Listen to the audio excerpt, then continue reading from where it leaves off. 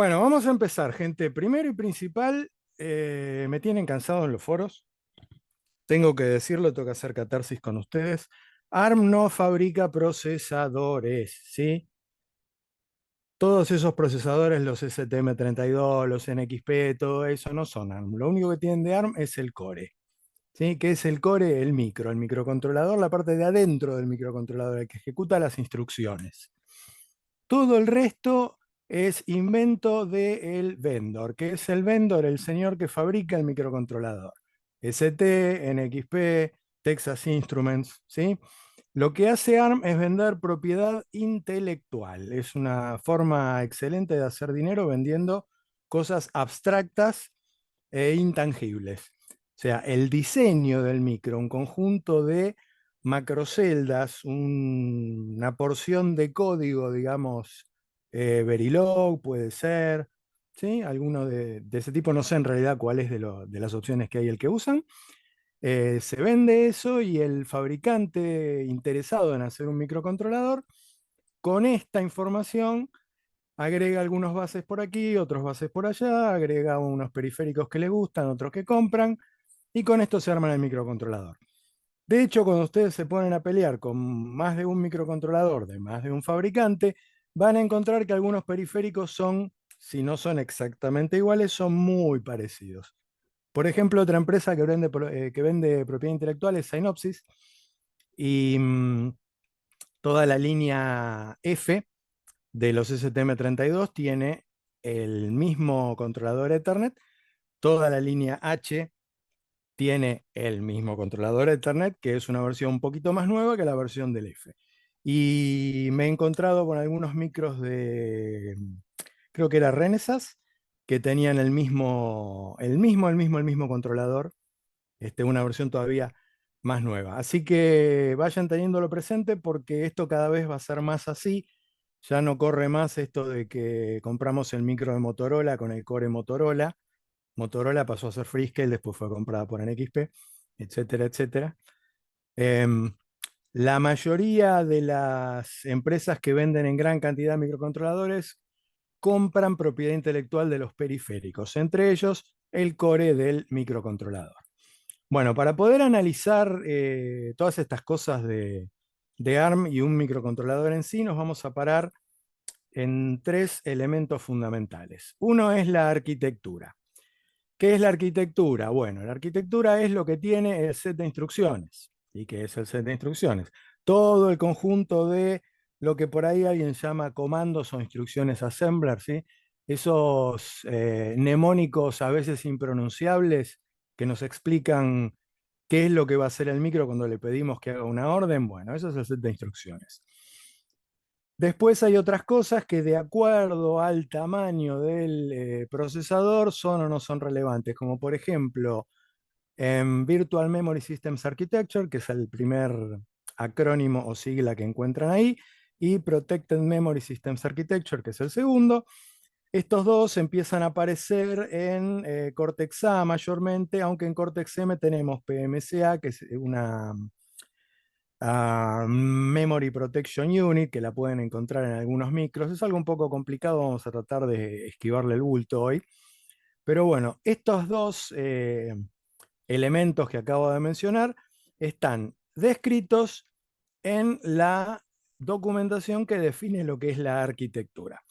En base a la arquitectura se va a hacer uno o varios procesadores. Por ejemplo, hay una arquitectura que es la ARM V7M, que es la que define todos los procesadores de la línea Cortex-M.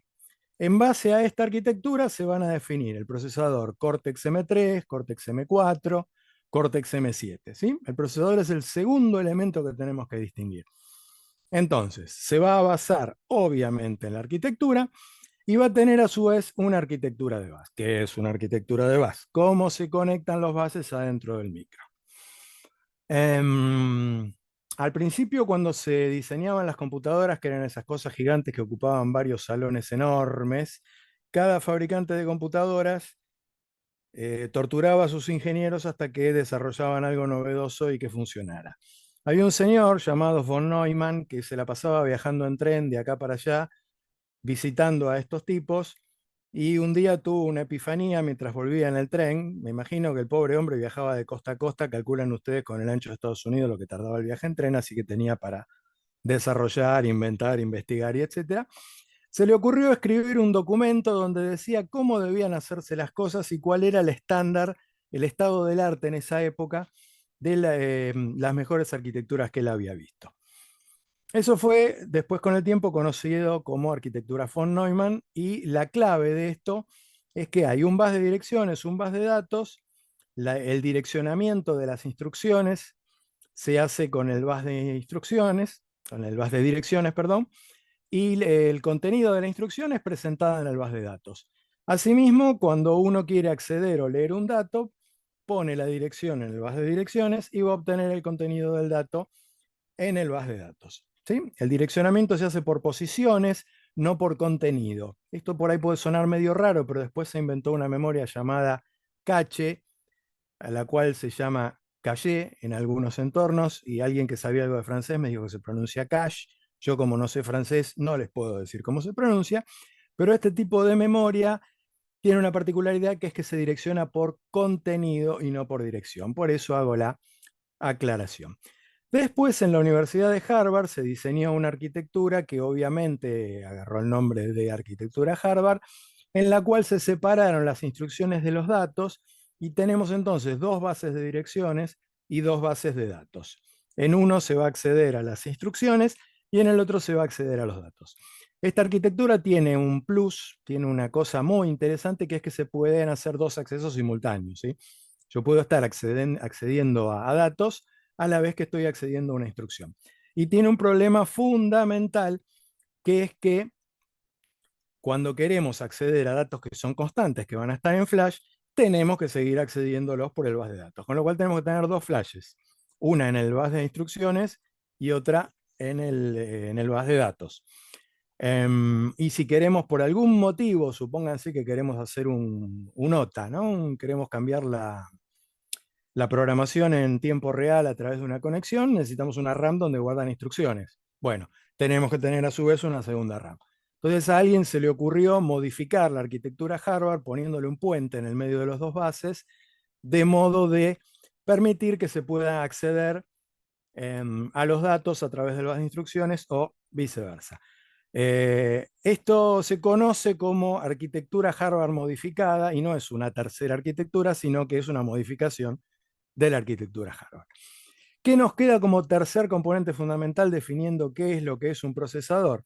Nos queda la pipeline. ¿Y qué es la pipeline? Es esa cosa mágica, esa tubería donde se van a ir poniendo las cosas que se leen de la memoria para poder ser decodificadas y posteriormente ejecutadas. Una pipeline, la más elemental, hay otras más chicas, pero dentro de lo que es coherente y académico, sin entrar en atajos que han hecho algunos fabricantes de 8 bits que dicen haber inventado el mundo, lo que vamos a encontrar es una pipeline de 3 etapas, cuyas 3 etapas son fetch, decode y execute.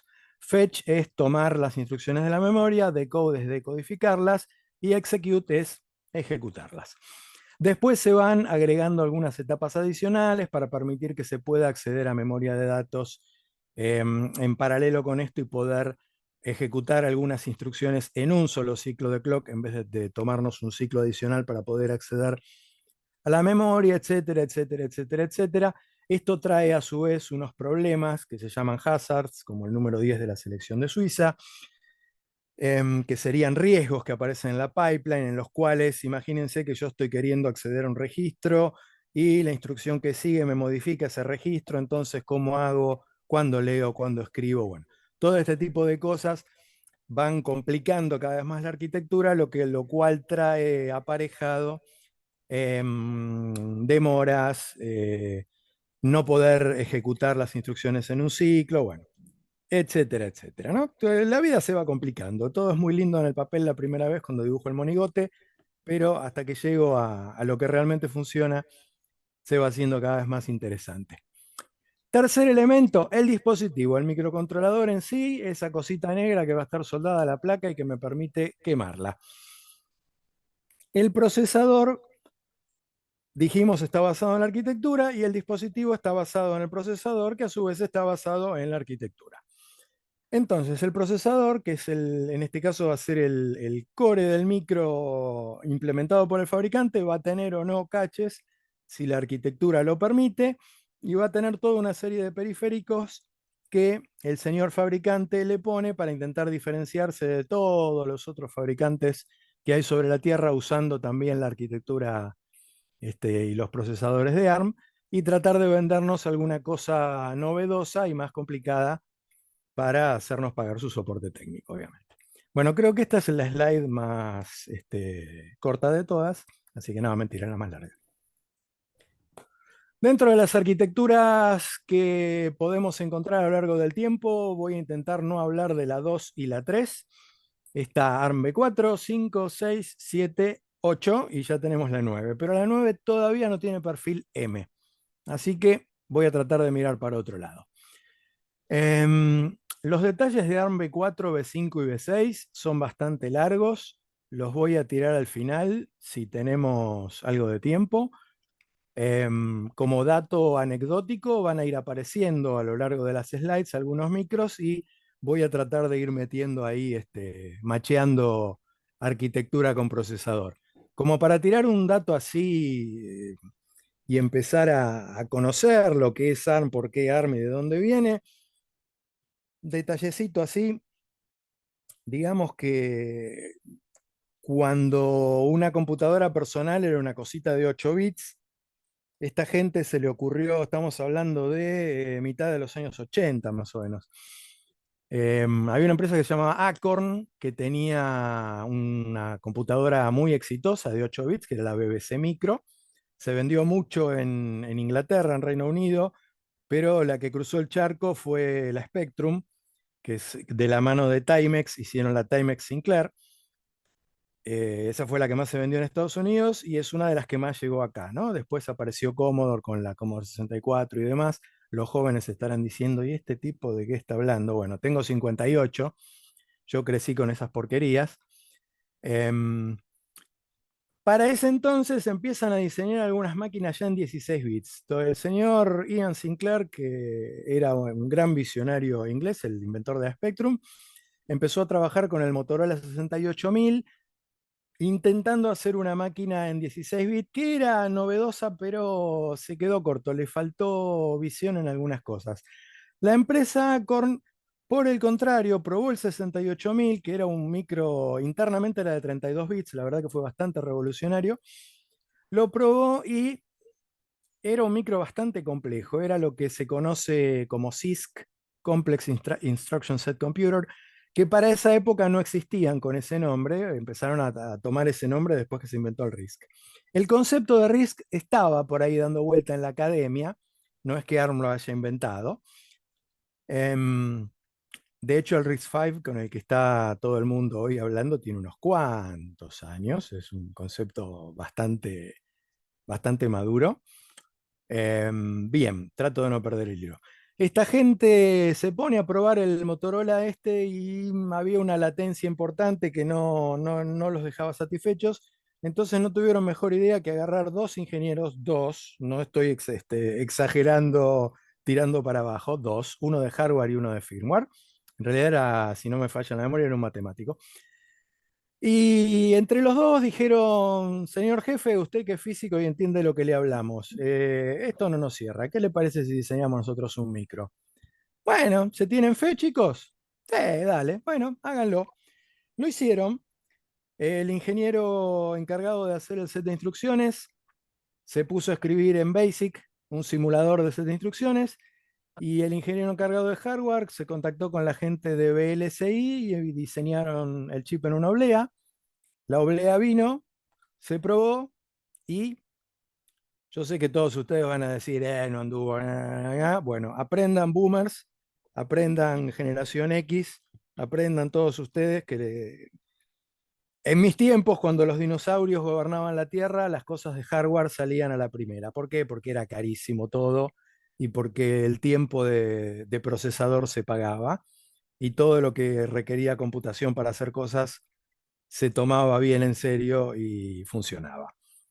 El set de instrucciones también funcionó de una. Hubo un par de cambios y ahí salió ARM2, que es el primer micro que podemos decir que ve la luz del sol. ARMv7 es la que hace toda la revolución con los tres perfiles estratégicamente llamados A, R y M, for Application Real Time Microcontroller.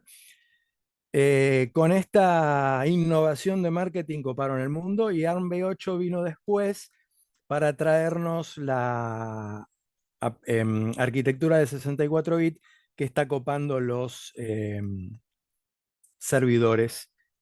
Ya tomó control de Amazon, en cualquier momento despierta Skynet. ¿Qué es un set de instrucciones? Más o menos lo comenté por ahí arriba. Características que tienen, bueno, hay muchas, pero nos vamos a concentrar un poquito en las que trae como novedad ARM en su primera encarnación, en la arquitectura ISA de 32 bits. Tiene una cosa muy rara que es estados de operación. Esto, por lo menos que yo sepa, antes de ARM no existía. Tiene dos, bueno, después aparecieron más estados, pero fundamentalmente que nos interesan ahora hay dos. Un estado en el cual interpreta instrucciones de 32 bits y otro en el que interpreta instrucciones de 16 bits, que es ese famoso nombre TAM que encontraron por ahí, que no saben de dónde salió ni les interesa. Bueno, yo se los voy a explicar hoy. Después aparecen unas extensiones, como el set de instrucciones es full 32 bits, imagínense el espacio que tienen para poner cosas. Bueno, aparecen instrucciones adicionales que pueden estar o no según si el micro tiene esas instrucciones. Estados de operación, bueno, yo ya me adelanté y mencioné los dos primeros. Después aparece TAM2, que en realidad es el que hoy se conoce como TAM, ya vamos a llegar a eso. Después aparece este TAM-EE, que es una versión para Just-in-Time Compilers. Los que alguna vez trabajaron con Java van a entender de qué les estoy hablando. Los que no, no se preocupen, yo tampoco lo entiendo. Es algo así como que el código se compila a sí mismo en tiempo real. ¿Sí? Un bootstrap de software. Y después está este Yacel DBX, que es algo que para esa época iba a ser revolucionario y quedó tirado arriba de un cajón como muchas cosas. E incluso Sun, que fue comprada después por Oracle, que es la que nos regaló el invento este de Java, llegó a desarrollar un chip que interpretaba los opcode bytes de Java en tiempo real. No lo he visto llevado muy a la práctica. Extensiones tenemos, perdón, tenemos Neon, que es un procesador SIMD, Single Instruction Multiple Data. ¿Qué es esto? Con una sola instrucción del procesador podemos aplicar esa instrucción a un montón de datos. ¿Sí? Es algo así como un procesador vectorial. BFP, Vector Floating Point, es lo mismo pero aplicado a números en coma flotante, y Trust Zone es la que está revolucionando el mundo de los controladores, microcontroladores, a mi juicio innecesariamente, hoy complicándonos la vida a los developers.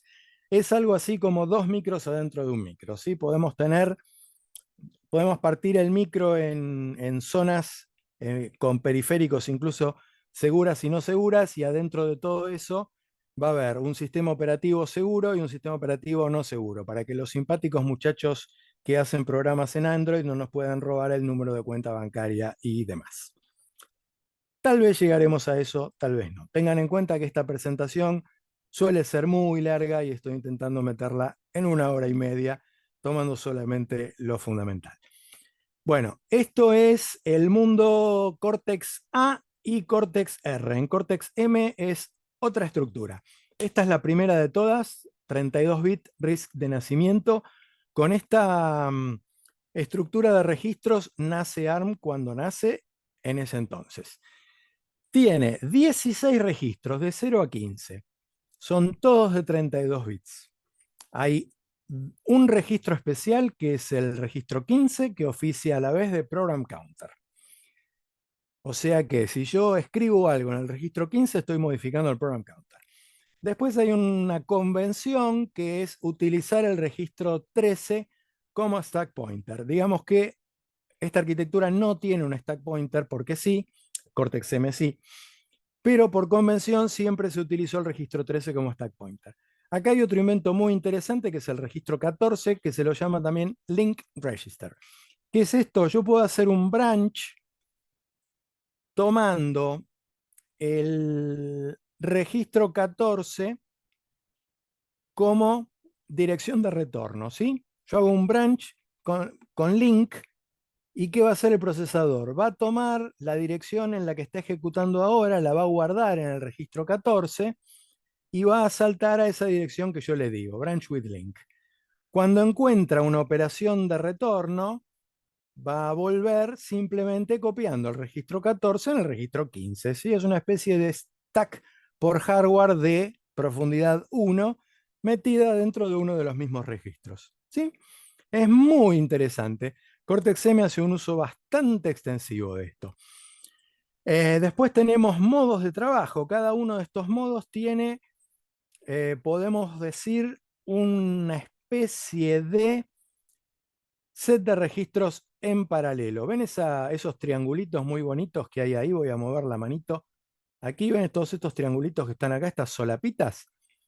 Bueno, Sí, eso significa que para ese modo de trabajo, para ese modo que tenemos en particular, el modo FIC, el modo supervisor, el modo abort, el modo IRQ, el modo no definido, va a haber todo este set de registros alternativo. ¿Y qué hacemos con esto? Bueno, miren que esto que interesante. Se produce una excepción. ¿Qué es una excepción? Es algo que me saca al micro de su flujo normal. Por ejemplo, una interrupción es una excepción.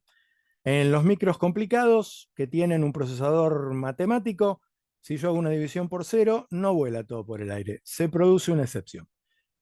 Entonces, ¿qué tengo? Exception handlers, manejadores de excepción. Entonces, cuando se produce una interrupt, una IRQ, una interrupt request, alguien mueve la patita de IRQ, el procesador va a saltar a algún lugar específico determinado dentro del hardware y me va a replicar estos dos registros, ¿sí? Por eso la convención de usar el 13 como stack pointer. Tengo el stack pointer automáticamente salvado y tengo a la vez el program counter salvadito, ¿sí? El link register, perdón, salvado. Me moví, no debía haberme movido, hice un doble clic, ahí estoy. Entonces empiezo a procesar la interrupción, salvo lo que tengo que salvar en el stack, pero fíjense que algunos registros ya han sido salvados. Después hay otra interrupción que es, entre comillas, más rápida, FIC, de Fast Interrupt Request, que es otro ping.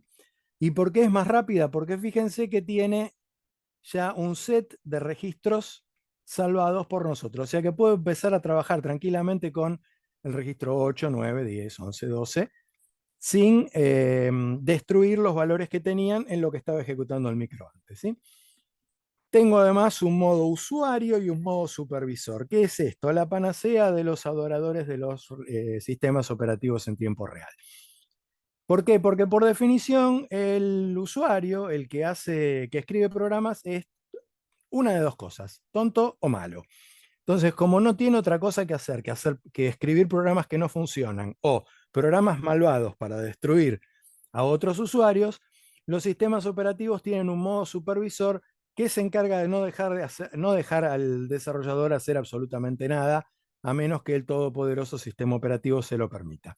Entonces, por eso, para que estas cosas funcionen, el procesador tiene que tener algún tipo de herramienta que permita que los todopoderosos sabios y que se preocupan porque nosotros no hagamos maldades ni lío, tomen el control del procesador y lo seteen de alguna forma que nosotros no podamos destruirlo. ¿Sí? Gracias, los alabamos. Muy bien.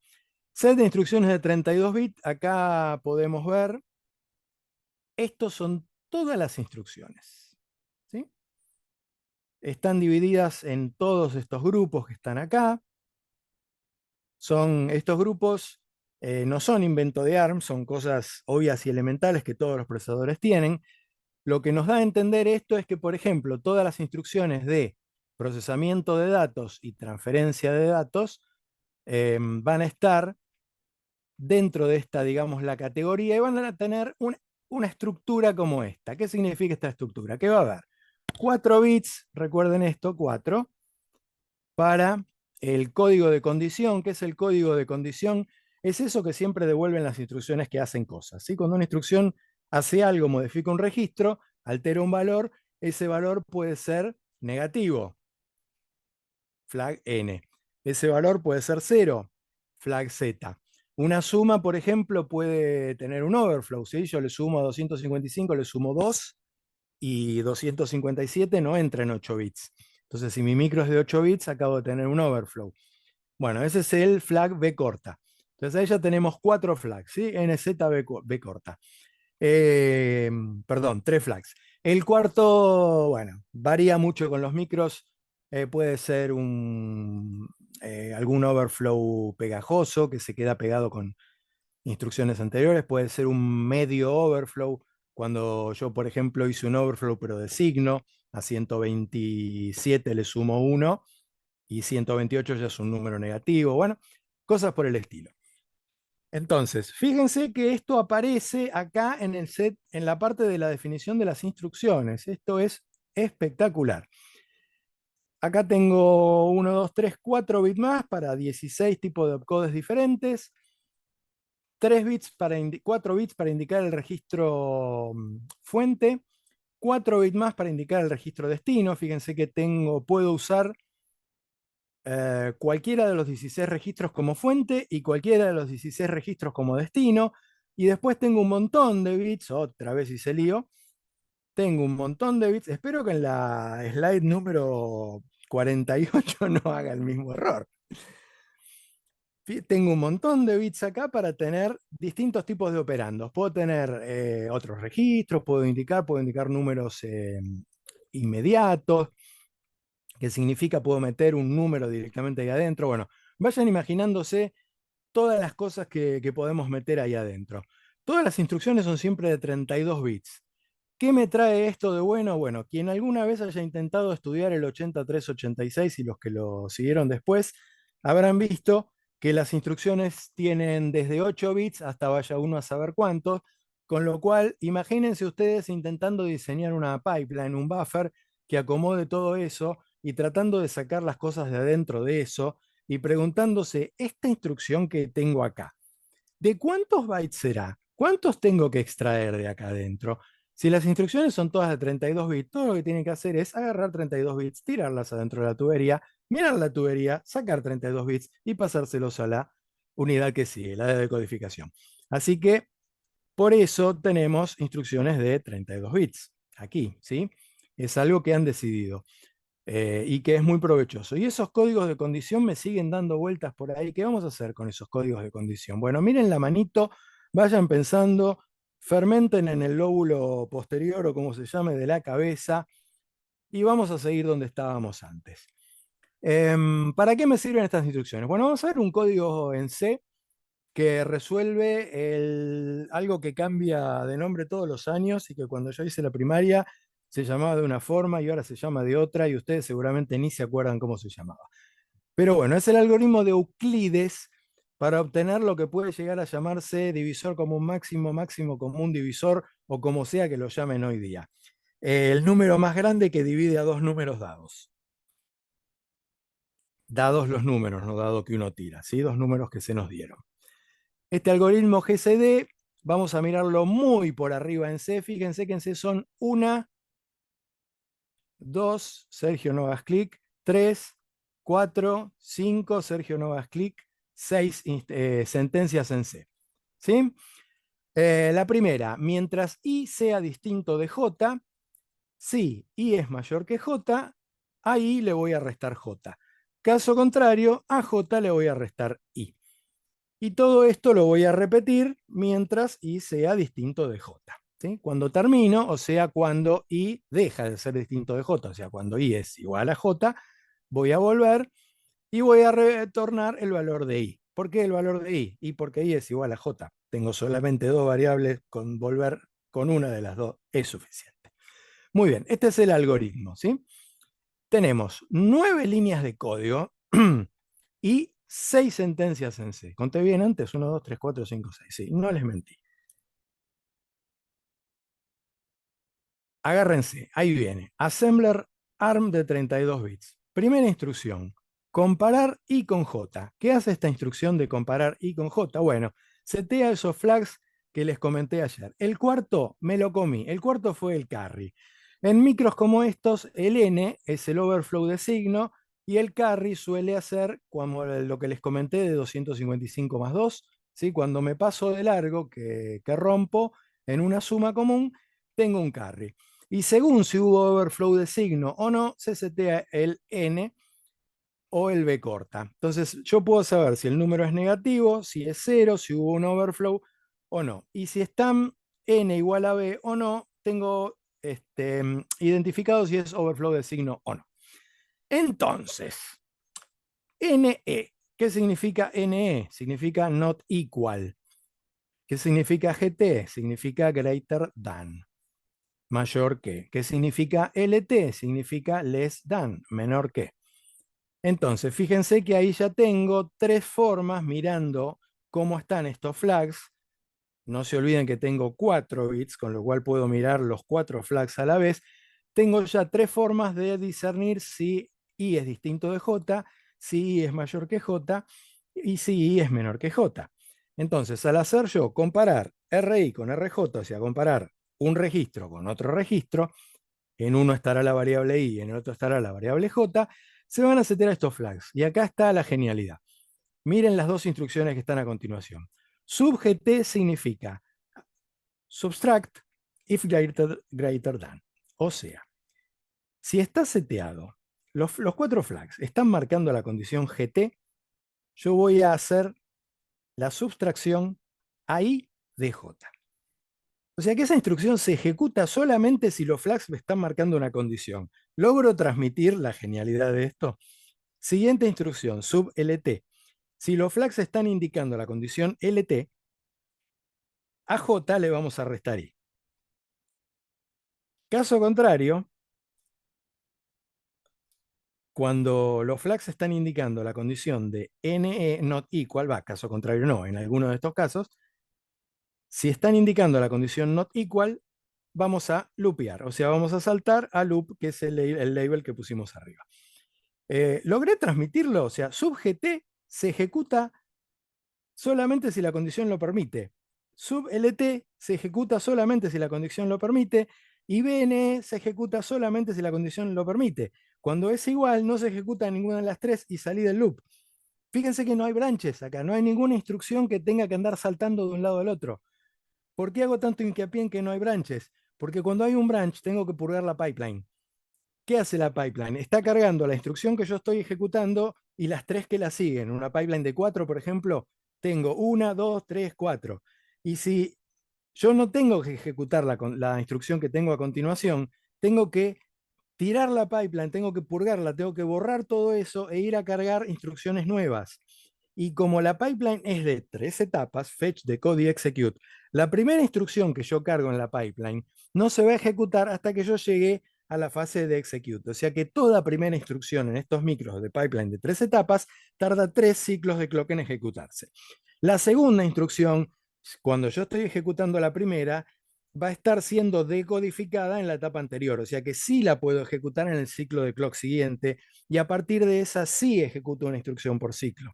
Pero la primera tardó 3 y cuando tengo que purgar la pipeline voy a tardar 3. Entonces esto me destroza cualquier cálculo de tiempo de ejecución, ¿sí? Entonces voy a dejar este ejemplo de largo porque es básicamente lo mismo, ya me extendí bastante. Esto es lo que trajo super revolución acá, pero trajo otro problema. Todas las instrucciones son de 32 bits, como les acabo de comentar. ¿Esto qué significa? Hoy no significa nada porque la flash es barata, la RAM es barata. Pero unos cuantos años atrás esto era caro y molesto. Entonces necesitamos achicar el set de instrucciones a 16 bits. ¿Qué hizo la gente de ARM? Bueno, inventó el set de instrucciones Thumb. ¿Recuerdan cuando les mostré los 4 deditos? Bueno, vayan mirando esta T ahí y si conocen algo de inglés, vayan imaginando y ríanse si lo entienden. Inventamos ahora un set de instrucciones de 16 bits como de una forma también genial, reducimos primero la cantidad de registros. De 16 la llevamos a 8 registros. Siguen siendo 32 bits. Entonces, vayamos acá. Tengo 4 bits para identificar los registros. ¿Por qué? Porque tengo 16 registros. Y si yo ahora digo que voy a tener 8 registros, me estoy ahorrando un bit. Me lo estoy ahorrando en registro destino, me lo estoy ahorrando en registro fuente. Ya me ahorré 2 bits. Bueno, así voy a seguir ahorrando un montón de cosas hasta que logre meter todo en 16 bits. Voy a tener que hacer concesiones, voy a tener que sacar cosas. Entonces, el esquema para el programador con instrucciones de 16 bits es este, que es más chiquito. ¿Qué voy a tener? Mayor densidad de código. Estos son números que se dieron de acuerdo a las concesiones que ellos hicieron al recortar el set de instrucciones, ¿sí? La ventaja es que la memoria va a poder ser ahora de 16 bits. Si yo quiero que sea de 32 bits, no tengo ningún problema. Voy a saltar del set de instrucciones de 32 bits al de 16 bits. Pero voy a tener menor performance. ¿Por qué? Y porque ahora voy a estar comiendo de a 16 bits en vez de estar de a 32, ¿sí? Todo se paga, ¿sí? Todo tiene un costo. Entonces, el otro bit que nos comimos para hacer más chiquito fue los 4 de los códigos de ejecución condicional, ¿sí? Ya no las tenemos más, esas instrucciones las perdimos. Entonces estaban los 4 bits para los 4 flags de ejecución condicional, los sacamos. ¿Qué le quedó a la mano? El pulgar. ¿Cómo se dice pulgar en inglés? Thumb. Si los cráneos de marketing que pensaron esto fueron ascendidos, fueron tirados en el famoso pozo de Dilbert o tuvieron que dejar el país, no lo sé. Esto es una conjetura mía, no sé si realmente fue así, pero hasta ahora no me vinieron a buscar. ¿Cómo hicieron para lograr esto? Bueno, no hicieron un set de instrucciones diferente. La genialidad que hicieron es poner un multiplexor. Imagínense que tenemos instrucciones de 32 bits. 32 dividido 8 es 4. O sea que vamos a tener address 0 para los 8 bits más bajos y address 1 para los 16 bits más bajos, ¿sí? O sea que si queremos switchar 16 bits de abajo, 16 bits de arriba, lo vamos a hacer con address 1. Address 0 no lo vamos a usar porque vamos a leer siempre de a 16. Entonces, si T está indicando que las instrucciones no son TAMP, que son de 32 bits, vamos a entrar por acá, vamos a leer 32 bits y las vamos a decodificar. Si T está en 1, o sea que estamos ejecutando en el estado TAMP, vamos a leer los 16 de abajo o los 16 de arriba, según como está indicando el address 1, y los vamos a pasar por un expansor, que es un código, un hardware que va a tomar estos 16 bits y los va a expandir en estos 16 bits. ¿Sí? Lo único que hicieron acá fue transformar unas instrucciones de 16 bits en otras de 32. ¿Sí? Creo que son las 9:05, sí, son las 9:05. ¿Cuánto tenemos, chicos? ¿Media hora? ¿40 minutos? ¿Me aguantan? Sí, Sergio, sí, Muy bien. No se me murió nadie todavía, ¿no? pero ya van a empezar a caer, no te preocupes. Bueno, No, bueno, no, bueno, estamos acá bueno. todavía. Muy bien. Esperemos que estén todos ahí en pie, agarrados del sillón. Si necesitan algo que les dé energía, háganlo porque los próximos 40 minutos van a ser más rápidos. Bueno, agarraron más o menos la idea, logré transmitirlo.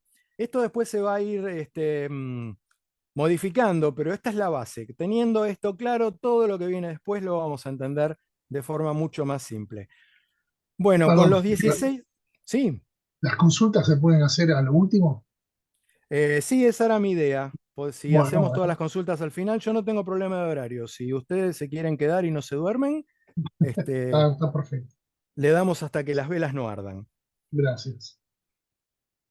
A lo mejor, disculpame, Sergio, si te parece, Sí, avanzá unos 10, 15 minutos más y hacemos una tanda de preguntas, ¿sí? ¿Y continuamos? Bueno, O sí, manejalo como quieras. sí, sí. Si quieren, si les parece, negocien con los No, participantes, con nuestros alumnos por el día de hoy que están ahí del otro lado en el chat y me avisan. dependerá de ellos, dependerá de ellos. Sí, Bueno, sí, lo continuemos. que les guste más, seamos Perfecto. democráticos en Dale. lo posible, si no, el tirano acá soy yo. Bien, esto es hecho con TAM, lo voy a pasar muy por arriba porque después lo tenemos hecho con TAM 2, pero observen, esto es tal cual como era antes. Cuando pasamos a TAM, fíjense que como perdimos la ejecución condicional, ahora tenemos branches. Esto ya nos complica, con lo cual tenemos más instrucciones. ¿Sí? Teníamos 4 instrucciones, ahora pasamos a tener 7 instrucciones. Pero ¿qué pasa? Las instrucciones son de 16 bits y las otras eran de 32. Entonces, estamos ocupando menos bytes. ¿Sí? Fíjense que tenemos 14 contra 16 teniendo más instrucciones. Pero como tenemos branches, ¿sí? Estos saltos que están acá, tenemos que purgar la pipeline, con lo cual tenemos según como venga la cosa, si se ejecuta o no se ejecuta, tenemos entre 7 y 9 ciclos. Tomemos una media de 8, antes teníamos 6. ¿Sí? Entonces esto es un poco más lento, pero ahorramos memoria, que es lo que se buscaba. Esa fue la razón por la cual se inventó TAM. Problema que hay acá, no hay instrucciones de manejo de excepciones. ¿Qué significa esto? Que cuando cae una excepción, el micro automáticamente se pasa a 32 bits. Con lo cual, esto complicaba bastante el manejo. Esto se resuelve con Cortex M, que hace otra genialidad, la cual no voy a explicar, que me permite directamente poder manejar las excepciones en C, porque quienes hayan peleado con un compilador tratando de manejar excepciones en C, se van a haber encontrado con que de algún modo hay que decirle al compilador que ejecute cuando encuentre el final de la función, cuando quiere volver, tiene que ejecutar una instrucción de retorno diferente. ¿Por qué? Porque el micro, salvo algunos micros que no hacen esto, el micro, cuando se produce una interrupción, guarda contexto en el stack. Entonces le tengo que decir al micro que estamos volviendo de una excepción o de una interrupción para que retome el contexto del stack y no ejecute un simple return. ¿Sí? En otra clase de micros que no tienen esto, que no guardan absolutamente nada, es lo mismo un return que un return from interrupt. Digamos que no hay una instrucción ret y una reti. Son contados igualmente. Entonces, para resolver esto, ¿qué hicieron? Inventaron el set de instrucciones TAM2, que hoy directamente se lo conoce como TAM. Tomaron algunas particularidades dentro de estos 16 bits y extendieron un poquito, no me voy a meter en detalles, si le buscan el pelo al huevo se lo van a encontrar, porque esto es así y no es para que lo vayan a comprar, bájenselo por ahí o búsquenlo. Está explicadito en un librito muy bonito que tiene un nombre alegórico, escrito por un ingeniero que ha perdido el pelo. El set de instrucciones TAM2 tiene instrucciones de 16 bits e instrucciones de 32 bits. Pero estas de 32 bits también son TAM, ¿sí? Todas corresponden a instrucciones de ARM32 que fueron comprimidas. Y esto es un error a partir de las nuevas arquitecturas que ya empiezan a incluir instrucciones TAM2 que no existen en el set de 32 bits. Pero hasta un ARM 11 esto era cierto, ¿sí? Entonces vamos, alabado sea TAM2, igual, digamos que se le complicó mucho la existencia a esta gente porque había 3 sets de instrucciones, el de 32 bits, el TAM y el TAM2. Entonces dijeron, vamos a unificar todo y hagamos un assembler único para todo. Ya hoy en día nadie sabe qué es UAL, por eso lo paso así por arriba. Esto es cuando recién salió ARMv7M con los Cortex A, R y M, todavía estaban en la calle los ARM 7, 9 y 11 y estas cosas tenían sentido. Bueno, con TAM2, fíjense que bajamos, este es el original, bajamos a 5 instrucciones en vez de 4 o 7 como en el otro, con lo cual estamos ahí, pero como son de 16 bits, todas tuvimos esa suerte. Son 10 bits, ganamos 6 y el tiempo de ejecución es de 7 ciclos, o sea que es más rápido que el tambo original y es solamente un ciclo más lento que el del 32. Fíjense que esto es, la verdad que bastante performante, ¿no? Por así decirlo. Estas instrucciones ya aparecen en los Cortex-M, que son los que nos interesan a la mayoría de los fanáticos de los microcontroladores, y obviamente si estamos en este congreso, somos fanáticos de los microcontroladores. Los Cortex-A los miramos así medio como que, y los Cortex-R decimos qué es eso y para qué sirve, si con un Cortex-M se puede hacer todo. Bueno, las extensiones, estas Neon y BFP son las que están en Cortex-A. Vamos a ir salteándolas. Si después en las preguntas hay inquietudes, venimos para acá. Digamos que son Vector Floating Points. La arquitectura ARM V8M tiene cosas como esta, pero más simples, más reducidas, digamos, porque es hardware que no está pensado para meterse dentro de una computadora. En lugar de Neon tiene un nombre similar. Ahí es otro gas inerte, se me fue ahora el nombre. Bueno, está en el slide. Los muchachos son así, tienen esas cosas tan simpáticas para los nombres. Bueno, esto es código, todos los vector floating points en general, no van a ver estas instrucciones en los de microcontroladores, pero van a ver unas muy parecidas.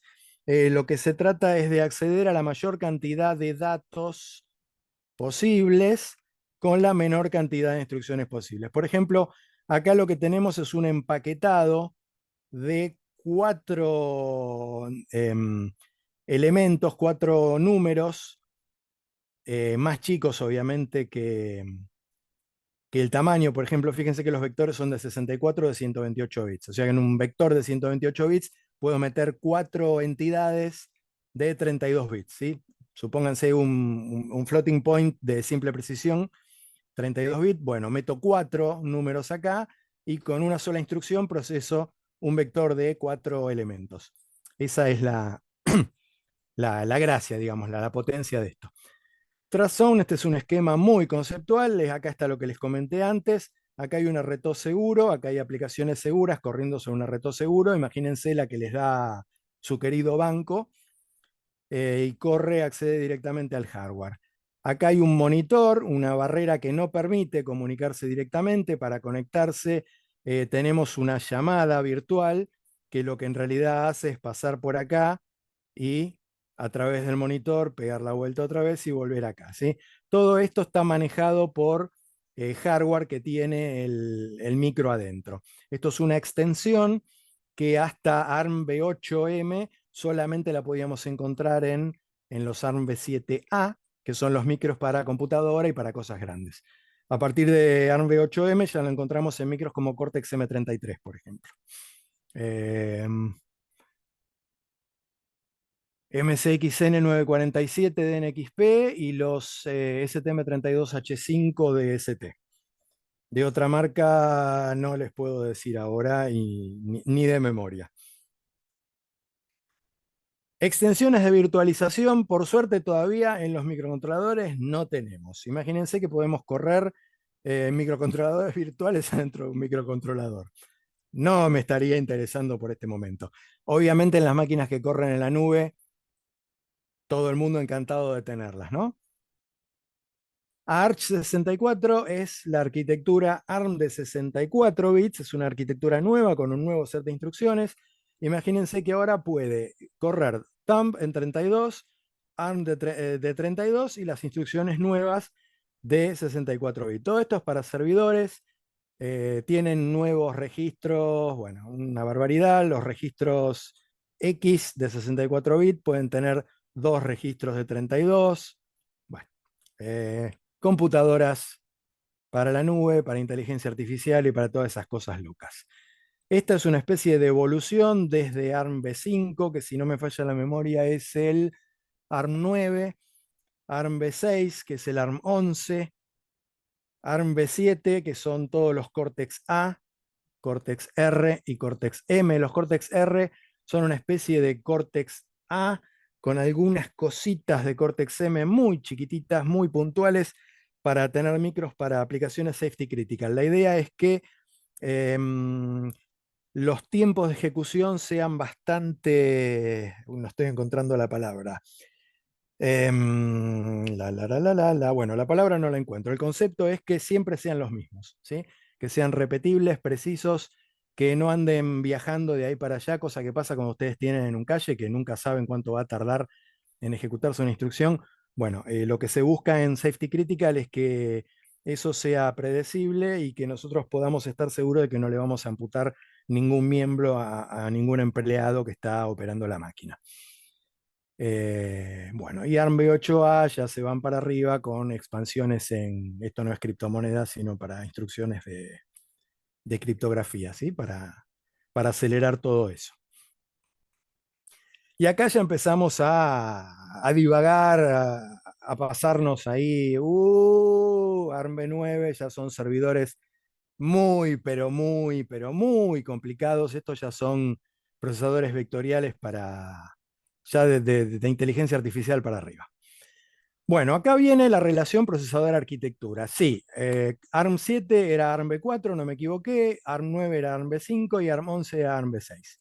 O sea que si quieren saber cómo funciona esto, vayan a buscar la definición de estas arquitecturas, no la van a encontrar porque antes de ARMv7 no publicaban la arquitectura, publicaban directamente la información del micro.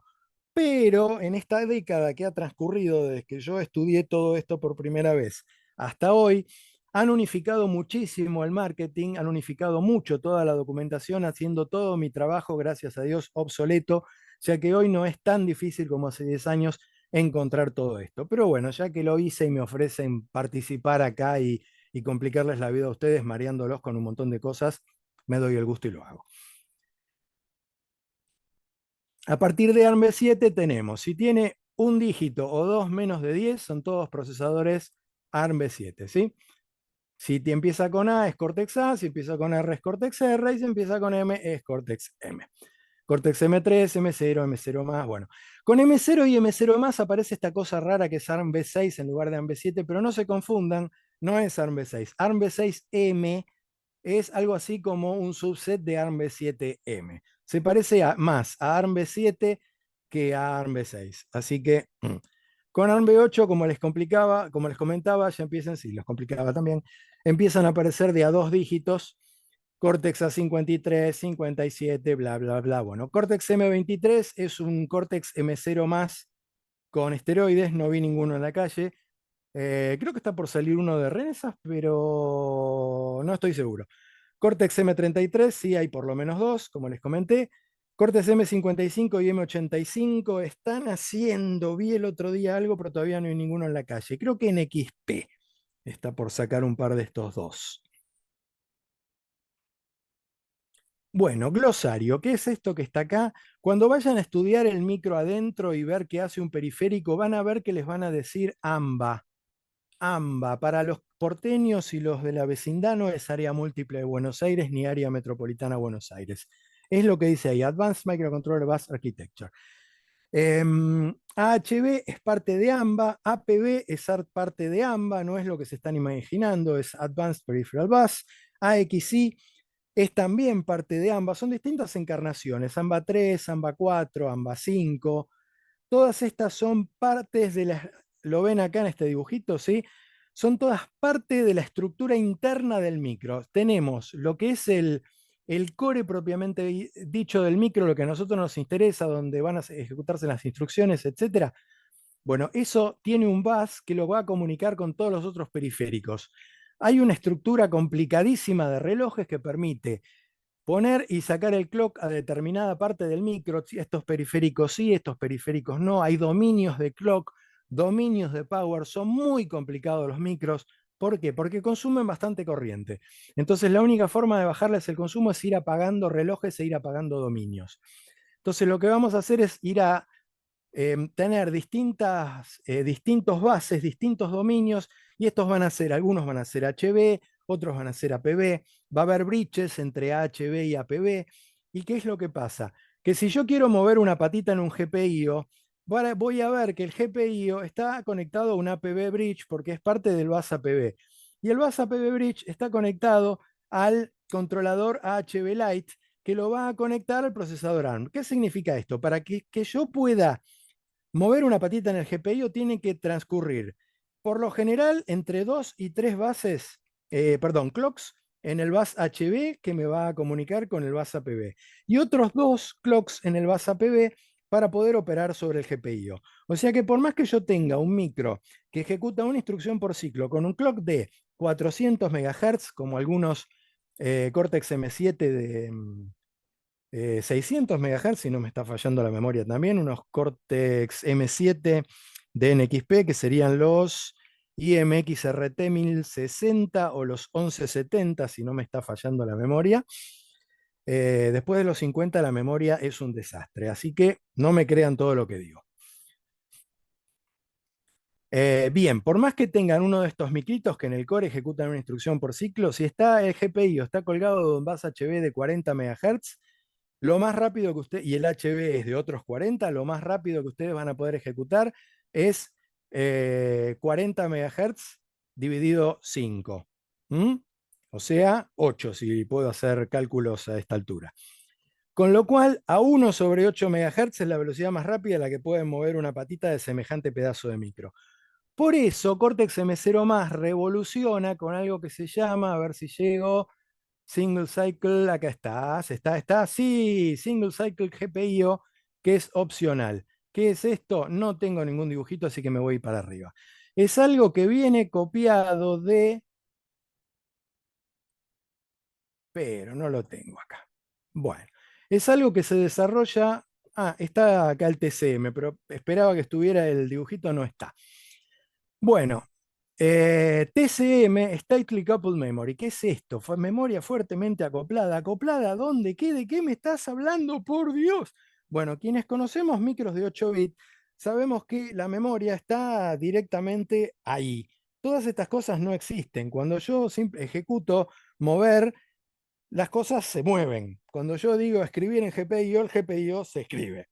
¿Por qué? Porque la memoria está, en términos de micros complicados fuertemente acoplado. O sea, está ahí, es parte del micro, está agarrada en el micro, no hay 28 millones de bases en el medio. Entonces esta gente inventó la memoria conectada como estaba conectada en los microcontroladores toda la vida y la llamó memoria fuertemente acoplada. Entonces cuando vean que el micro tiene TCM, que empieza a aparecer en el ARM9 y después aparece de vuelta en el ARM11,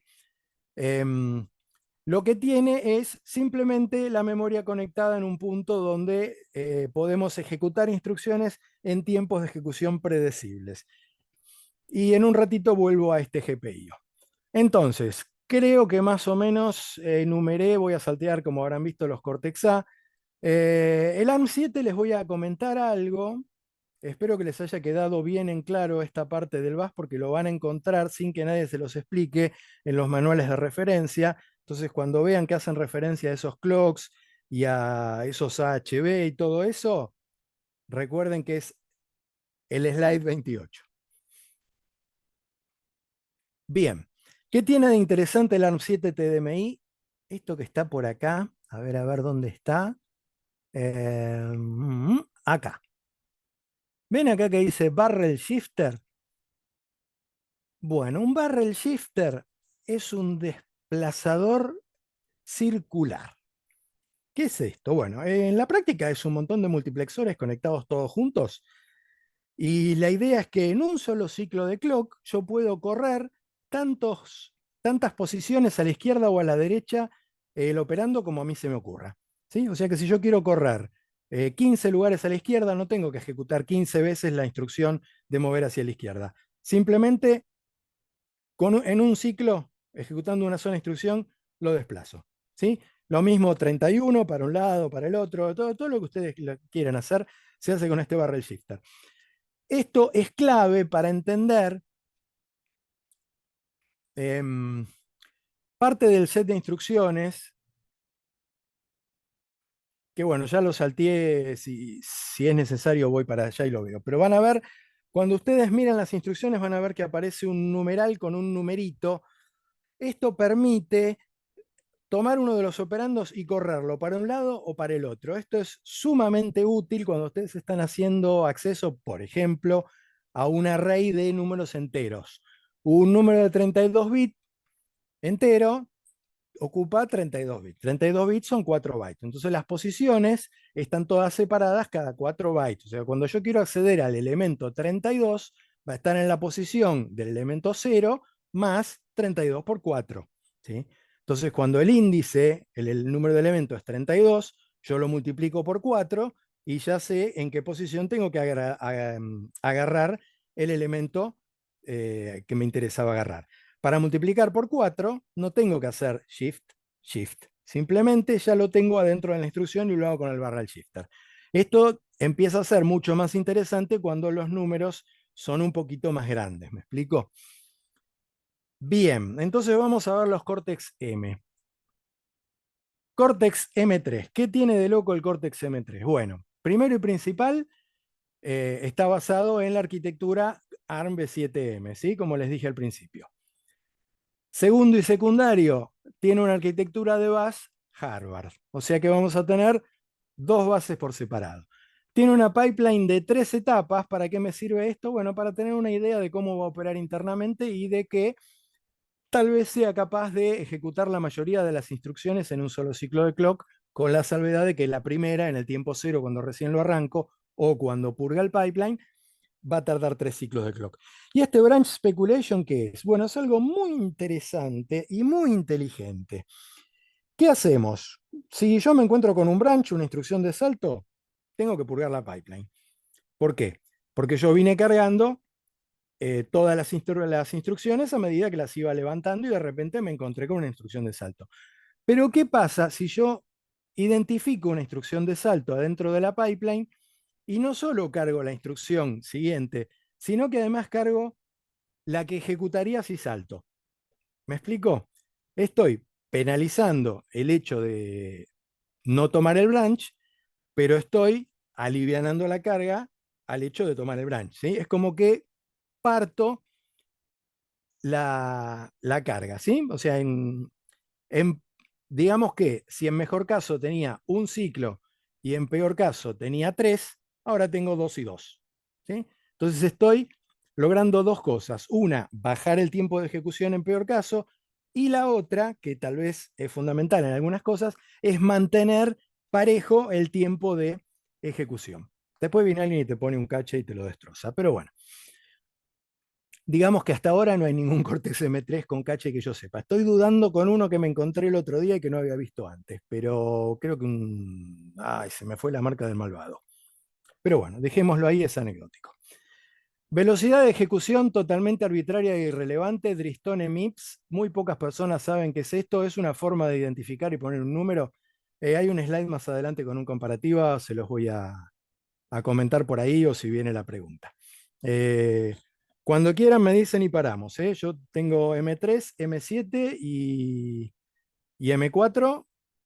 Y ahí si quieren podemos hacer un pequeño parate y si no sigo con M0 y M0 más y paramos después. Y ya, Sergio, estamos en 1 hora 10 aproximadamente. Ujú. Eh, si querés, hacemos que sea un par de preguntas ahora, si Dale, descansamos. ¿eh? Si sí, alguien está las quiere bueno. hacer. Había Antes de justo una entrar en los persona que quería procesadores, dale. hacerla y después continuamos.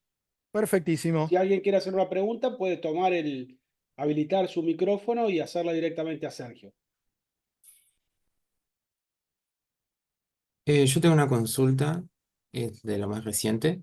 Soy Cristian de Bono, sobre el branch speculation. No me quedó claro cómo es esto de saltar pero no saltar.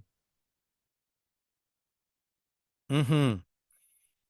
Está bien. No es que saltás pero no saltás. O sea, el branch se ejecuta o no se ejecuta. ¿Sí? ¿Te tengo todavía? Anda guiándome. Sí, sí, te sigo, te sigo. Ok, perfecto. Entonces, ¿el branch se ejecuta o no se ejecuta? Yo eso de antemano no lo sé. Entonces, lo que podés hacer es, una es asumir. Asumís que siempre se va a ejecutar o asumís que nunca se va a ejecutar. ¿Sí? Digamos que vos te encontraste con un problema. Tenés una pipeline que la tenés que llenar de instrucciones y no te sirve que que la pipeline tenga instrucciones que no vas a ejecutar. Y tampoco te sirve que no tenga las que vas a ejecutar. ¿Sí? ¿Hasta ahí soy claro? Sí, sí, sí. Bueno, entonces cuando estás diseñando el micro te encontrás con un problema. Decís, bueno, los branches van a estar, porque si no existieran branches no habría loops.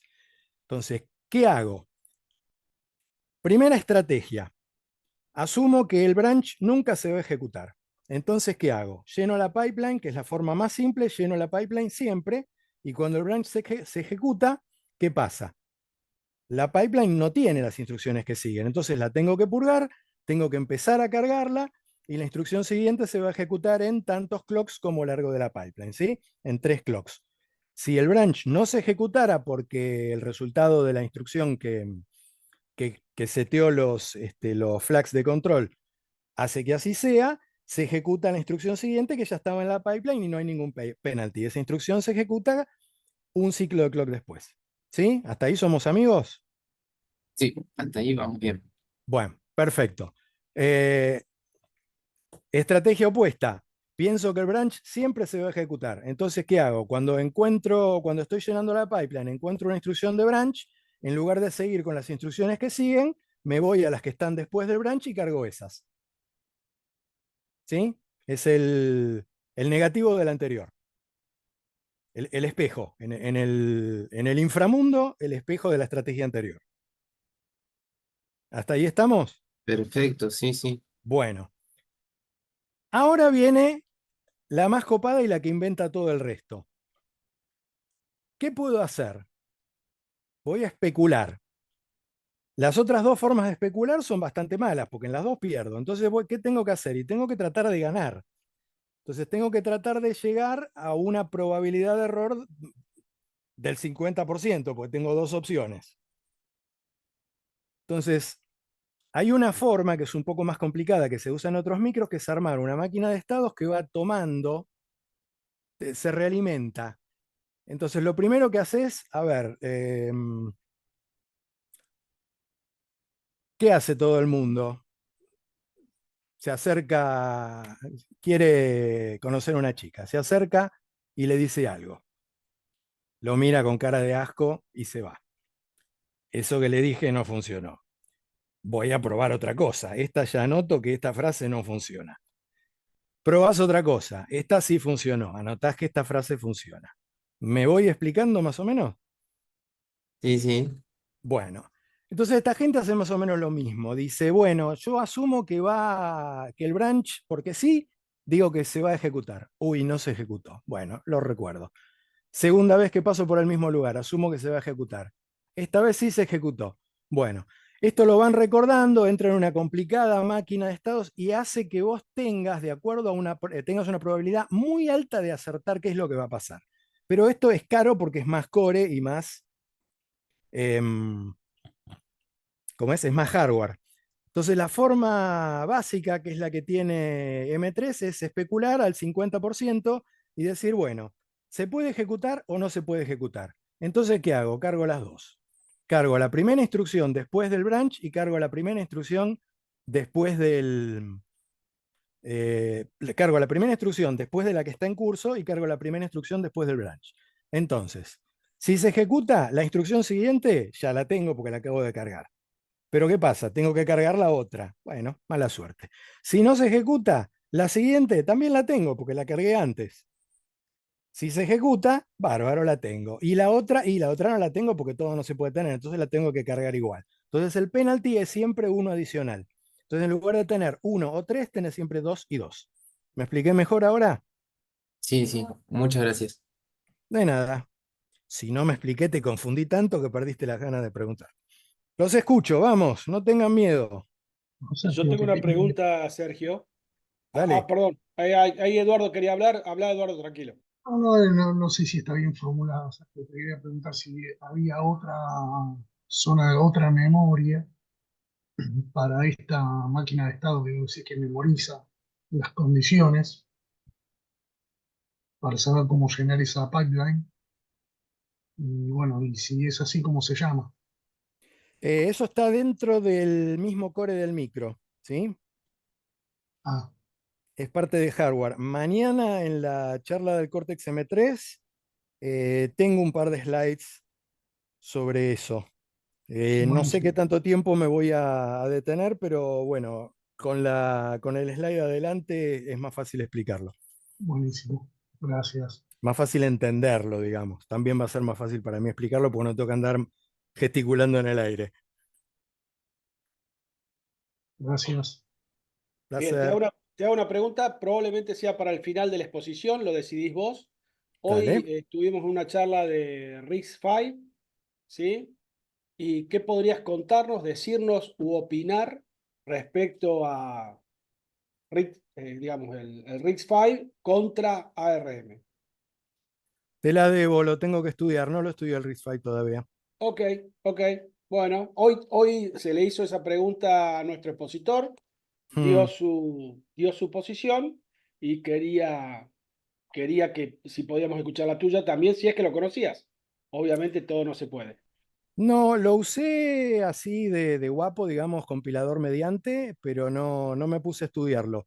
Si tengo un ratito mañana, le voy a pegar una mirada muy por arriba a la parte fundamental de la arquitectura y si puedo, hacemos unos 5 minutos de lo que vi y qué me pareció. Bueno, ok. Sigamos entonces, Sergio, así Dale, avanzamos. buenísimo. Bueno, el Cortex M3, ya comentamos Harvard, comentamos ARM-V7M, comentamos la pipeline y los Dristone MIPS. Solamente tiene la posibilidad de ejecutar instrucciones thumb, que sería lo que antes les comenté como thumb B2, o sea, los de 16, las instrucciones de 16 y 32 bits, pero siempre thumb, ¿sí? No tiene instrucciones del set de 32 bits de ARM. Tiene un multiplicador por hardware en un solo ciclo. Esto está bárbaro porque agarro dos registros y obtengo el resultado en un tercero y todo esto en un ciclo de clock.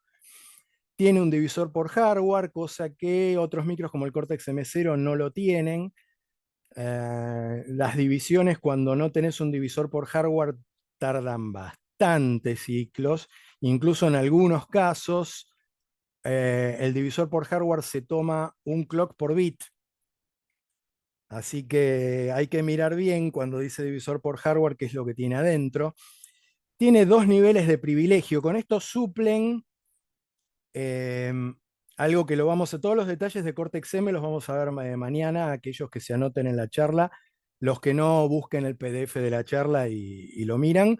Es muy parecido al esquema que vimos, pero no tiene todos esos modos supervisor y todo esto. Lo que tiene es dos niveles de privilegio, con lo cual se obtiene esta potestad, estas facultades extraordinarias para el sistema operativo en tiempo real para poder administrar quién puede ejecutar qué cosas y qué no. O sea, cuando estamos en el nivel privilegiado, podemos ejecutar cualquier cosa y cuando estamos en el otro nivel hay determinadas instrucciones que no se pueden ejecutar, obviamente para que el nivel usuario no pueda tomar el control y volar al sistema operativo, ¿no?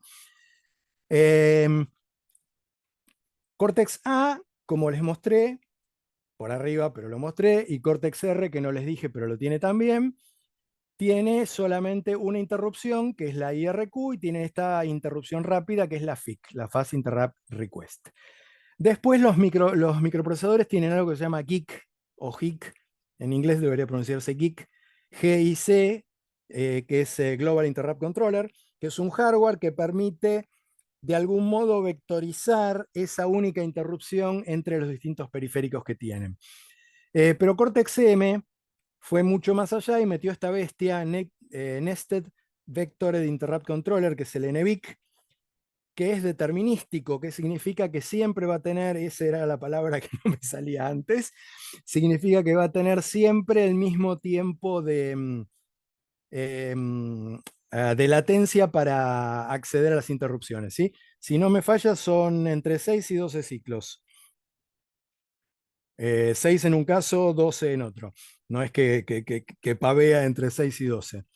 Y después tenemos una NMI, la interrupción más adorada por los ochentosos, los que trabajamos en el Z80 y todos esos viejos micros de 8 bits que tenían una interrupción, Interrupt Request, o no me acuerdo cuál era el otro nombre, con el cual la conocíamos, y la NMI es la Non-Maskable Interrupt, que es la interrupción no enmascarable, es la que no se puede, no se puede impedir que ocurra, siempre ocurre. En los microcontroladores de hoy tenés que habilitarla con un bit en algún registro, con lo cual siempre hay alguna posibilidad de que algún runaway code se vaya de largo y te la bloquee. Pero bueno, por lo general suele haber alguna estrategia de hardware para minimizar esta posibilidad. Pero bueno, en los viejos micros teníamos el reset, la NMI y la IRQ. Fíjense que tiene 240 interrupciones posibles, no he visto ningún animalito que tenga todo esto. Hay 255 prioridades, no hay ningún micro sobre la Tierra que las tenga. En general, ningún micro implementa el hardware de estos 8 bits. El que más implementa de los que conozco hasta ahora es ST, que implementa 4 bits. Texas Instruments en los TM4C, la serie TIVA, y NXP en los tralalala, no me acuerdo el nombre de una, y los IMXRT y la serie MXCN están implementando 3 bits. O sea que tienen 8 niveles de prioridad y los ST tienen 16 niveles de prioridad. Esto solamente les va a interesar cuando les vuele por el aire el FreeRTOS que lo estén portando, si no modifican adecuadamente esto. Pero si lo tienen a través de otra herramienta ni se van a dar cuenta. Este bit banding es una genialidad espectacular. Al que le pasó y no sabía por qué, ahora se va a enterar, y el que ya le pasó se va a reír. Ustedes tienen un algo donde tienen guardado muchos flags. Imagínense un puerto, un GPIO, donde están toqueteando muchas cosas a la vez, y de repente tienen que mover uno de los bits y mágicamente se modifica otro de los bits. ¿Y qué pasó? Este micro funciona mal, señor fabricante, porque hace micros que no funcionan. Yo, ¿cómo me voy a equivocar? Si yo la tengo clarísima, nadie sabe más que yo en el mundo. Y si no es el micro, es el compilador. Y empiezan a echarle la culpa a todos los demás, cual político en celo, hasta que de repente empiezan a encontrar que hay una extraña y muy extraña correlación entre esta falla y las interrupciones. Entonces, de repente, un día lograron agarrar la interrupción y paran ahí el debugger por hardware y encuentran que cuando cae la interrupción, a veces justo le cae entre la instrucción que lee de la memoria, la que setea el bit en el registro y la que vuelve a escribir en memoria. Porque setear un bit en un puerto de entrada-salida es una instrucción read, modify, write. Read, traer de la memoria al registro; modify, trabajar en el registro; write, volver a poner en la posición de memoria. Son 3 acciones, esto no es atómico, y si esto es interrumpible, nada impide que caiga acá o acá, y si yo tenía guardado un valor en algún lugar y una interrupción me lo modifica, cuando yo voy a modificar, estoy modificando el valor que yo tenía antes, no el que dejó la interrupción después. Para evitar esto hay muchas cosas, como hacer que esas instrucciones sean atómicas, bueno, etcétera, etcétera, etcétera. Atómico no es que va a volar por el aire, sino en sentido de átomo, de indivisible, ¿sí? O sea, esa instrucción no puede ser interrumpida. Esa operación triple se ejecuta en una sola unidad temporal de ejecución. Hay muchas estrategias, muchas cosas. Este bitbanding está bárbaro porque, ¿qué hicieron los muchachos? Cada uno de estos 32 bits que hay en una palabra de 32 bits, lo podemos multiplicar y asignarle una palabra de 32 bits a cada uno. Entonces, imagínense que hay un espacio de 1 mega perdido por ahí, que yo asigno a todos registros. Si yo lo multiplico por 32, voy a tener un espacio de 32 mega, en el cual cada una de esas posiciones es cada uno de esos registros de cada una de esas palabras. ¿Sí? Logré no perderme en el medio que lo decía. ¿Para qué me sirve esto? Para poder simplemente escribir en una de esas posiciones y acceder directamente a uno de estos bits sin alterar los que están alrededor. Eso es bitbanding. Lo tiene el Cortex M3, no lo tiene el Cortex M0. Es opcional en el Cortex M0+, creo que los DST lo tienen. Existe en el Cortex M7, Cortex M33 lo tiene y Cortex M23 creo que lo tiene, pero estoy casi seguro que es opcional. Casi seguro. Ya cuando lleguemos ahí, espero que lo haya puesto cuando leí todo, que ahí lo tenía fresquito. El base es HB Lite, como si esto interesara, mientras que sea HB es todo lo que les comenté al principio. Esto sí es fundamental. Si van a usar un Cortex M3, fíjense que sea Release 2, Patch 0 o superior, que no sea R1. ¿Por qué? Porque este WIC que está acá, que es Wake Up Interrupt Controller, fue agregado recién a partir de esa revisión. ¿Qué hace esto? Bueno, retiene en un hardware especial, retiene el estado del periférico que interrumpió. Caso contrario, ustedes no pueden mandar el micro a dormir profundo, digamos, porque no tienen nada que les permita conocer, digamos, el micro se fue a dormir y la única forma de sacarlo de ahí es resetearlo. Y cuando lo resetean, perdieron el estado del periférico que interrumpió. O sea que tienen que empezar con el código de vuelta y tienen que tener algún hardware que les permita recordar en algún lado cuál fue el periférico que realizó la interrupción, cosa que hace el WIC. Entonces, ¿para qué andar inventando un hardware que ya está? Esto lo tengo hasta con dibujito en la charlita de mañana. Bueno, la MPU es la Memory Protection Unit, que es algo que permite implementar la Protected Memory Systems Architecture, que no es otra cosa que taguear determinadas posiciones de memoria como protegidas para que solo los elegidos puedan acceder a esas posiciones de memoria y simplifica bastante la tarea de los desarrolladores de sistemas operativos en tiempo real. Y en vez de Trace es algo muy caro que no creo que vean porque pocos micros lo traen y los que lo traen necesitan una herramienta que vale de $400 para arriba para poder hacerlo, es poder tener un log de todo lo que ejecutó el micro en tiempo real, ¿sí? O sea, a medida que el micro va ejecutando, ustedes lo van viendo y pueden parar en determinado momento cuando se colgó, en lugar de ponerse a meditar y rezar qué fue lo que pasó, o intentar repetir ejecutando paso a paso y darse cuenta que no se produce porque el problema, el bug que tienen es dependiente del tiempo de ejecución, o llenar el código de printf para darse cuenta que están modificando también el tiempo de ejecución y ocultando el bug que tenían, directamente con esto, cuando se colgó, ahí está, tienen el log en tiempo real de todo lo que pasó y dicen, qué tarado que soy, van y lo arreglan.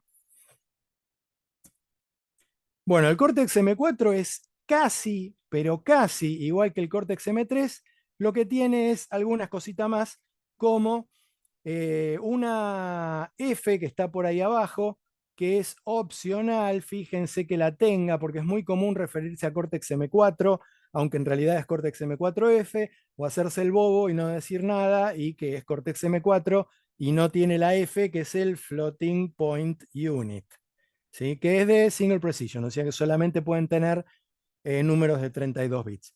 Pero bueno, acelera bastante, así que si lo que van a tener es cosas que necesitan una aceleración en coma flotante, pues están trabajando con números en coma flotante, el Cortex M4 es un Cortex M3 con esta particularidad y unas instrucciones adicionales para hacer un poquito de procesamiento en SIMD, no demasiado, no se hagan ilusiones, un multiplicador con acumulación, esto es lo que es Mac, es algo que se usa en DSP, permite ejecutar una multiplicación en números grandes de 64 bits, por ejemplo, y en un solo ciclo, y a la vez sumar el contenido anterior de la multiplicación. Se utiliza muchísimo en algoritmos de DSP, como por ejemplo FIR, y estos algoritmos tienen la mala costumbre de hacer overflow en algún punto, porque si uno se pone a acumular y acumular y acumular, en algún momento voy a exceder el espacio que tengo para guardar y voy a empezar a hacer esa famosa...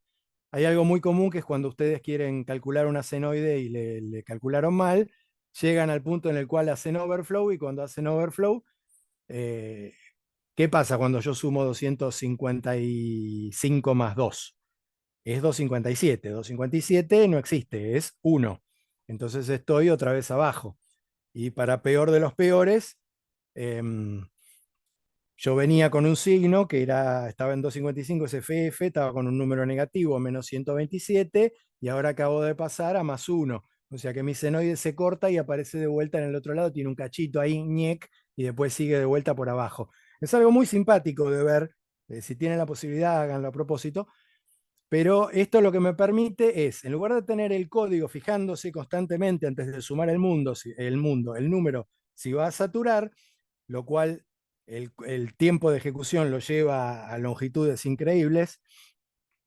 Esto tiene un bit que cuando se produjo un overflow, no solo recorta en el 255, se queda ahí saturando, con lo cual mi senoide es un poco más musical, o sea, está recortada en vez de hacer esas cosas raras. Y hay un flag que se setea que está indicando que ocurrió una saturación en el medio. O sea que yo solamente tengo que chequear al final del algoritmo. Mañana pierdo unos minutitos más en esto, tal vez no, vaya uno a saber si me acuerdo. Soy un quincuagenario.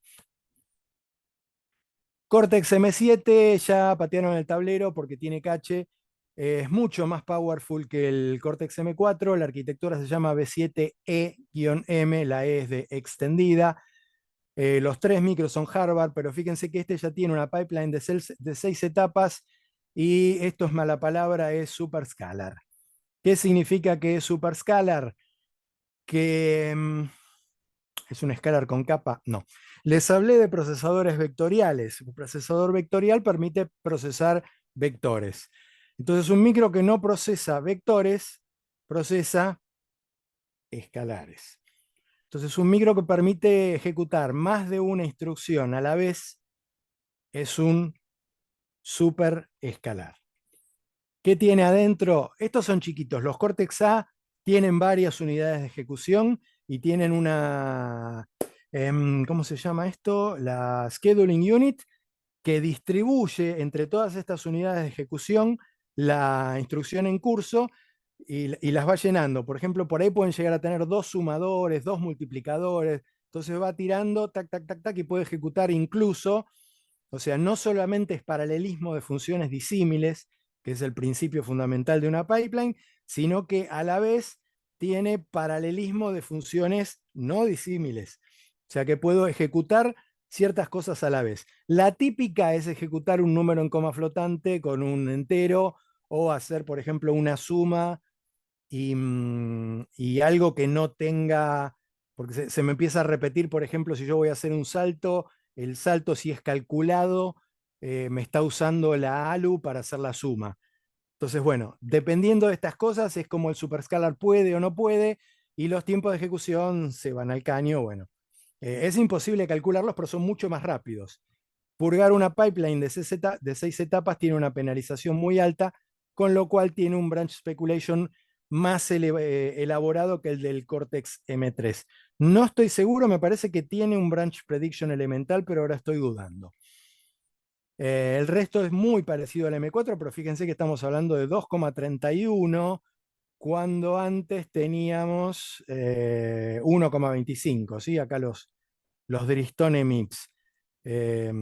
No intenten entender qué es ese número porque está relacionado con una máquina de los años 70, pero bueno, está explicado por ahí en un slide. Tenemos cache, se los dije. Tiene la TCM, que es esta Tightly Coupled Memory. Creo que tiene Single Cycle GPIO. Y la arquitectura es muy diferente de M3 y M4. Los bases internos son AXI ya seguro, no son HB. Son bastante complicaditos. Los de la serie H7, F7 y H7 DST son Cortex M7, pero los H7 tienen una estructura interna de relojes con unos dominios increíbles, unos switches, varios bases AXI, son infernales. Bueno, el Cortex M0 es von Neumann, el M0 más también es von Neumann. La pipeline es de 3 etapas, la del M0 más es de 2 etapas. ¿Por qué? Porque una pipeline de 2 etapas es más rápida que una de 3 etapas. ¿Por qué? Porque si tenemos branch y no tenemos predictor, en una pipeline de 2 etapas tiene una penalidad de 2 para recargar y una de 3 tiene una penalidad de 3. Entonces, en el caso de tener que saltar, Si empiezan a mirar, no me acuerdo si lo tengo por acá, me parece que no, que lo tengo en la charla de mañana, si es que está, van a ver que se ejecuta más rápido en M0 más el mismo programa, bueno, no es el mismo porque estamos haciendo uso de las instrucciones que tiene M0 más, pero van a ver que es más rápido un programa en M0 más con una pipeline de 2 etapas que en M0 con una pipeline de 3 etapas. La arquitectura es ARM V6M, la pueden buscar y estudiar. Piénsenla como un set reducido de ARM V7M y tiene muy, pero muy poquito que estudiar. Al ser von Neumann ya no se pueden hacer dos lecturas a la vez, hay un solo base en el cual hay instrucciones y datos, con lo cual la performance ya empieza a caer, ¿no? Todas las instrucciones son las de 16 bits de TAM, no incluye las instrucciones de 32 bits, excepto las elementales que permiten hacer branch with link, las que permiten acceder a los registros especiales, que son las que me permiten habilitar e inhabilitar las excepciones, y las que permiten trabajar sobre la pipeline, que estas cosas por ahora no las miren porque los van a complicar. Les voy a dar una idea nada más de para qué sirve esto, que es cuando hay más de un maestro accediendo a un bus, se producen cosas complicadas y hay que sincronizar el acceso al bus entre los maestros para que las cosas estén en un punto que se pueda prever. Espero haber sido claro, porque para poder explicar eso bien necesito bastante tiempo. Digamos que me las encontré por primera vez desarrollando un driver Ethernet que ya había desarrollado y no me había encontrado el problema. Saltó recién con una determinada encarnación del periférico y me la volví a encontrar que me explotaba todo el otro día trabajando con un micro nuevo. No era un driver, pero lo que me pasaba en este caso era que el micro, el core del micro, digamos, ejecutaba la instrucción de habilitar un clock en un periférico y yo inmediatamente iba a hacer uso de ese periférico. Pero por todas estas cosas de bases intermedios, el periférico en sí todavía no había recibido la habilitación del clock, entonces la ejecución de la instrucción siguiente hacía que el micro genere una excepción, escalaba una hard fault. Y lo simpático era que cuando los empezaba a ejecutar paso a paso, obviamente esto no se producía y no lo podía repetir. Así que bueno, pero lo encontré por suerte y lo pude arreglar, me di cuenta y tuve que poner una de estas instrucciones que están acá, que son instrucciones de barrera. Hasta acá me voy a extender nada más hoy. Bueno, el NVIC es mucho más reducido, es muy limitado, tiene solamente 32 IRQs. Fíjense que estábamos hablando de 16 con los 4 bits de los ST y 16 con los de Texas, así que esto no es ninguna penalidad. El VA, los modos dormir, tiene el WIC, pero fíjense que es opcional. Cuando van a mirar el micro, revuelvan en la hoja de datos y en los manuales de referencia a ver si lo tienen o no. La idea del Cortex 0 es hacer el Cortex más chico posible para que sea el de menor consumo posible. Y la idea del Cortex 0 M0+, que me parece que no fue la idea, sino que se lo encontraron después, y fue una excusa muy buena para tener el single cycle, que resolvía el tema de que si diseñaste todos los Cortex M para llevarte puesto al mercado de los microcontroladores de 8 y 16 bits, y les das algo cuyo timing es impredecible, no vas a poder llevarte a los programadores de micros de 8 y 16 bits que están acostumbrados a trabajar en Assembler para mover la patita a la velocidad que quieren. Entonces ahí diseñaron, esto es una conjetura mía, el Cortex M0+, que es el más rápido de los más chiquititos, siendo de menor consumo, pero el área no es tan chica o al revés. Ahora no me acuerdo el versito de marketing. Se nota que no me convencieron porque si no lo hubiera recordado. Así que ARM, no me escuches, todo bien, viva ARM. Bien, hay una MPU que es opcional. No recuerdo haber visto ninguno que la tuviera. Yo no soy amigo de la CMPU, lo primero que hago en los que la tienen es inhabilitarla. Se me van a reír los amigos de la Regional Paraná, que hay un par que la usan. Pero bueno, es lo que hay. El M23, les comenté, todavía no vi ninguna encarnación. Vamos a saltarlo, si lo quieren lo vemos. Y el M33, sí que hay varias encarnaciones. Es un M3, pero en ARM V8M, ¿sí? O sea, es la versión más. V8M tiene una cosa que es Mainline y la otra no me acuerdo el nombre, es algo así como Super Ultra Plus Trendline. ¿Cuál es el nombre? No lo tengo acá, muy bien. No lo recuerdo. Ah, sí, Mainline es este, el otro es Baseline, al revés. Claro, en lugar de tener B6M y B7M, unificaron las dos en B8M e hicieron Baseline, que es la extensión de B6M, lo verán ahí, yo estoy gesticulando en el aire y ustedes no me ven las manos. La extensión de B6M es Baseline de ARM B8M y la extensión de B7M es la mainline de B8M. Son todas estas cosas raras para mirar en qué se parecen, porque los micros son todos iguales.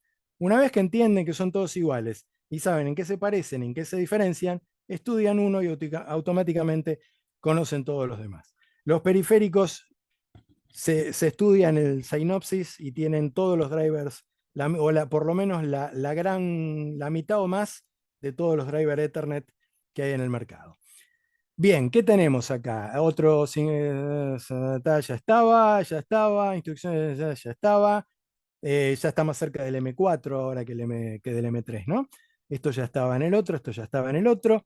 La FPU es la misma y también es opcional, la tienen todos los que vi. ¿Se acuerdan eso que les dije que podía haber extensiones y que se podían inventar instrucciones? Bueno, estos micros lo tienen.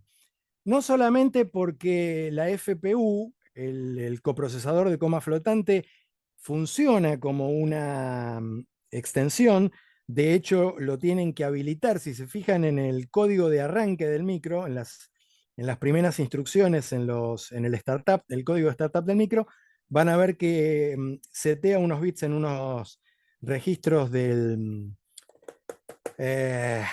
se me fue el nombre, el área de sistema del Cortex M, van a ver que ahí están habilitando el coprocesador.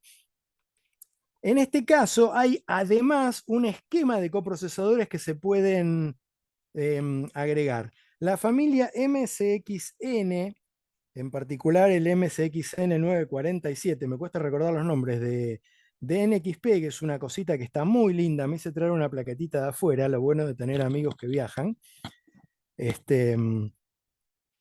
Me traje esta plaquetita y la estoy adorando, la tengo acá, por eso miro a mi derecha, no sé si ustedes me verán espejado. Tiene una especie, tiene dos, pero una de las dos, una es una cosa increíble, que es algo parecido al Pío del Raspberry Pi Pico. Pero el otro es un coprocesador para DSP que está espectacular, con todas sus instrucciones adentro. Y que imagínense que no es algo que tengo que escribir por ahí el código aparte e ir pasándoselas de alguna forma a las instrucciones. Es un coprocesador, las tengo ahí y le digo empecé a ejecutar desde acá. Está buenísimo. Bueno, ARM V8M, en particular Cortex M33, no solo permite esto, sino que ya hay encarnaciones de hardware y entre ellas esta de NXP que les acabo de comentar. Bueno, el NVIC es un poco más grande. No, si no recuerdo mal es lo mismo. Todo esto acá dice igual M3, es obvio. Tiene HB5, ya es un bus mucho más complicado, mucho más moderno en realidad. Es como que están usando la última encarnación de HB. Trust Zone for V8M, lo que traen estos micros es una versión reducida de Trust Zone. Si alguien tiene en claro para qué sirve, sin repetirme el versito de marketing, encantado de aprenderlo. Para mí, no me escuches ARM, es para vender. No, yo la verdad no le veo utilidad. No se me ocurre para qué puede llegar a estar ahí. La MPU sí la miro con un poquito más de cariño que la otra, porque la del M3 tiene, no me acuerdo si 6 u 8 bandas nada más que se pueden taguear. Es como que la memoria la tenés que partir en esos pedazos y no tenés mayor granularidad que eso. En cambio, esta no me acuerdo cuánto tiene, pero es muchísimo mucho más granular. Eh, no quiero hablar pavadas, me parece que de 256 para arriba. Em, no quiero hablar pavadas, no viene a mi memoria ahora. Bueno, M55 y M85 ya son pequeñas bestias con muchos esteroides. Todavía no hay encarnaciones de estos. Como les comenté, estaba por sacar algo en XP. Vendría a ser como sí, la apoteosis del Cortex M7. Acá está el nombre. Helium es el vector floating point para la familia M. ¿Sí?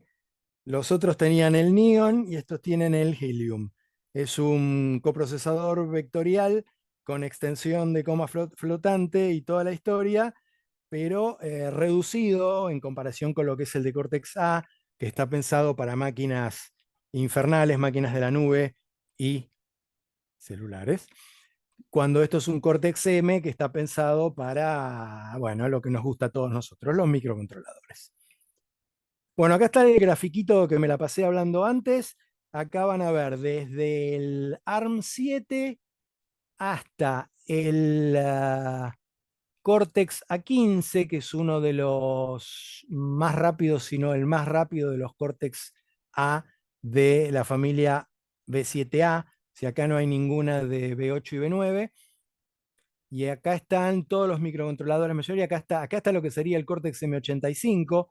Mírenlo cómo le pasa el trapo, como decimos, a muchos Cortex A y le pega acá al Cortex A15, ¿no? Pero no pierdan de vista que esto es este algoritmo de Drystone o Drystone, como lo quieran pronunciar, si alguien tiene la posibilidad de saber cómo se debería pronunciar, porque es un juego de palabras basado en lo que era whetstone y lo que significa wet en inglés. Es un algoritmo desarrollado para, acá está explicado, está desarrollado para, como es para medir performance en enteros. Y son algoritmos muy particulares, cosas que en la vida real no pasan, es totalmente anecdótico. Bueno, los slides que quedan son una pequeña descripción de las herramientas de desarrollo que hay y algunos detalles de compiladores y todo. Ustedes me dicen si quieren que siga, si quieren hacer preguntas, si quieren terminar. Yo lo único que tengo que hacer es saltear una cebollita y prepararme mis garbancitos que están cocidos.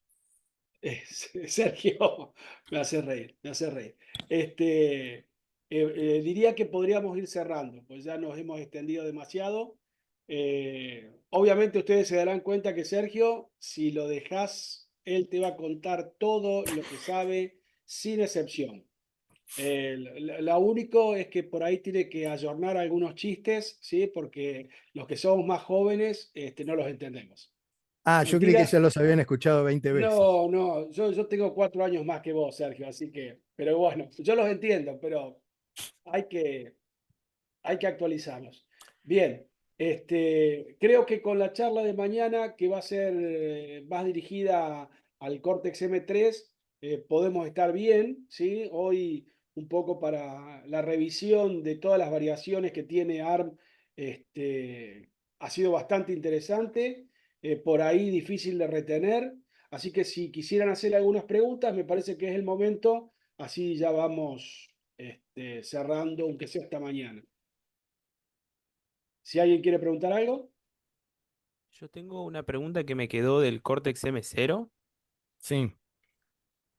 ¿Qué consideraciones de seguridad habría que tener al momento de trabajar? Porque si no entendí mal, no tiene Trust Zone. Exacto. Estaríamos como, bueno, no quiero decir a la antigua porque estaría, me parece, faltándole el respeto a la gente mayor, pero estaríamos como a la antigua tratando de no tocar ningún espacio sensible, como accediendo de mala manera a la memoria, por ejemplo. Mm, ni. A ver, definime seguridad. Bueno, no, ese ejemplo que es el que a mí más me preocupa porque he hecho daño en algunos otros lados, acceder de manera incorrecta a un acceso de un espacio de memoria o qué tipo de protección si no se puede tener contra ataques físicos si vamos a otra tipo de seguridad. Ok, bien, ya caí. Bueno, a ver, vos venís de Arduino, ¿no? Arduino y ESP32. Bien. Eh, bueno, yo tengo, si se enteran me matan, tengo cosas funcionando en las cuales no habilité el Watchdog. O sea, depende del tiempo que tengas para desarrollar, hasta dónde te tomas la locura de chequear algunas cosas o poner. O sea, el Watchdog, la MPU, Trustzone, no son herramientas o excusas para meter cualquier cosa en el código y poder bajar el tiempo de desarrollo, ¿sí? Si vos vas a tener un sistema operativo en tiempo real, el sistema operativo en tiempo real te va a programar, ponele la MPU, que en el Cortex M0 es opcional, y acá te serviría de determinada forma como para agarrarte estos errores y ponértelos en evidencia antes de que el equipo salga a la calle, que me imagino que por ahí va lo tuyo. En general, lo que se trata de hacer es, no me acuerdo los números ahora, el que tiene todas estas cosas es una persona que se llama Jack Gansle, Ganssle, que la tiene hiper clarísima y tiene números sobre todo, y él tiene todas las estadísticas de estas cosas. Y es que la mayoría de los bugs salen a la calle igual. O sea, no importa lo que le pongamos, salen a la calle igual. Entonces lo que tenemos que hacer es tratar de agarrarlos antes. Entonces yo lo que hago por lo general es no poner el watchdog y no poner ninguna herramienta para que vuele por los aires toda la cantidad de veces posible el micro, sobre todo si está en casa del cliente también. Yo ya le aviso que lo que le estoy dando es recontra re alfa y que por favor cuando explota me avise, porque la única forma que tengo de agarrar los bugs, que obviamente yo como escribí el código no voy a ver. Entonces, seguridad en ese caso, yo te lo tomo en el caso de un micro para safety critical, que vos necesitas que el micro nunca se cuelgue ni nada, para no amputarle un brazo a nadie. En ese caso sería un Cortex R, no un Cortex M0. No tenés ninguna herramienta de seguridad en ningún micro de la línea M a ese nivel. O sea, ningún Cortex M tiene algo que te permita tal vez certificar una norma de safety critical. Nunca lo tuve que hacer, así que no te puedo dar detalles. Em, Después, vos estás desarrollando el código, vos sabés qué es lo que entra en ese microcontrolador. Vos sos amo y señor del mundo de ese microcontrolador cuando se está ejecutando. Con lo cual, no debería haber una razón, motivo o circunstancia, como dice un amigo, por la cual tengas necesidad de Trust Zone que lo que hace es asumir que puede haber un programa malvado corriendo a la par que vos. ¿Me explico? No sé si voy yendo por donde querías que vaya. Sí, sí, sí. Ok. Yo soy completamente el que está detrás del código, entiendo. O sea, no hay forma de que haya un código rogue ahí. Lo que puedes tener es runaway code, o sea, un moco que el micro se colgó y se colgó mal, no habilitó el watchdog o lo inhabilitó y siguió corriendo, vaya uno a saber qué, y está moviendo patitas, borrando la memoria. Bueno, lo único que tenés hasta ahí es cosas del fabricante que te van a dificultar más que vos puedas bloquear el watchdog, watchdogs que arrancan de por sí cuando el micro arranca, pero todas esas son cosas del fabricante. En cuanto a la arquitectura de ARM, no tenés más que el esquema este doble que es opcional en un M0 y ya lo tenés en el M3, de meter código protegido, con lo cual impedís, por ejemplo, que tu código con bugs te escriba una patita de input-output y haga lío. Hasta ahí estamos. En cuanto a seguridad, en el concepto de lectura de código desde afuera, ARM no te da nada. Lo que hay es fabricante. Tenés cosas locas como, lo voy a mostrar para llorar, a ver si lo tengo por acá. Todavía no lo tiré, me rehúso a tirarlo. Cuando viene algún amigo se lo muestro. No, no lo encuentro. Bueno, hoy que lo iba a mostrar no lo encuentro. Tengo un micro perfectamente funcional el cual no puedo usar. Porque el fabricante decidió que mi código era demasiado peligroso y me deshabilitó la interfaz de debugging y programación.